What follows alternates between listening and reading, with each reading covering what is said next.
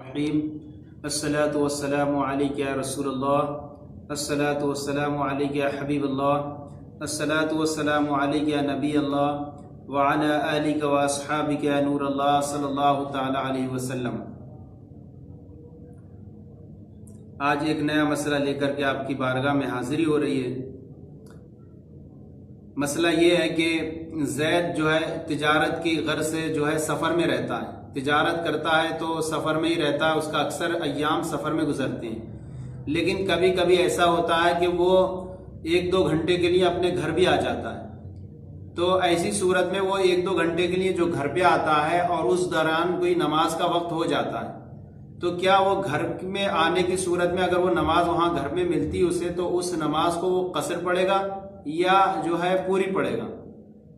تو اس کے بارے میں کیا شریعت کا حکم ہے؟ تو زید دیکھیں کہ زید اگر سفر میں رہتا ہے اور اس کا لگاتار سفر ہی رہتے ہیں اور وہ سفر میں رہتا ہے، تجارت کرتا رہتا ہے، تو تجارت کی غرض سے سفر میں ہے تو سفر میں جتنی بھی وہ نمازیں پڑھے گا، جو فرض 4 رکعت والی نمازیں ان میں قصر کرے گا وہ،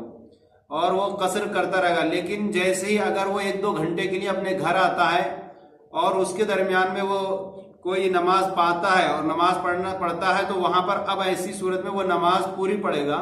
کیونکہ گھر پہنچتے ہی وہ جو ہے گیا مقیم ہو گیا، اگرچہ وہ اقامت کی نیت نہ کرے،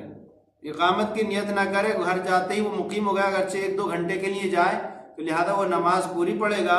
اگرچہ وہ اقامت کی نیت نہ کرے۔ جیسے کہ فتاوی عالمگیری جلد اول صفحہ نمبر 142 پر یہ بات مذکور ہے کہ اگر مسافر جو ہے اپنی مقام اپنے ٹھکانے پر پہنچ جائے تو وہاں پر وہ اپنی نماز کو پوری پڑھے گا، اگرچہ اقامت کی نیت نہ کرے۔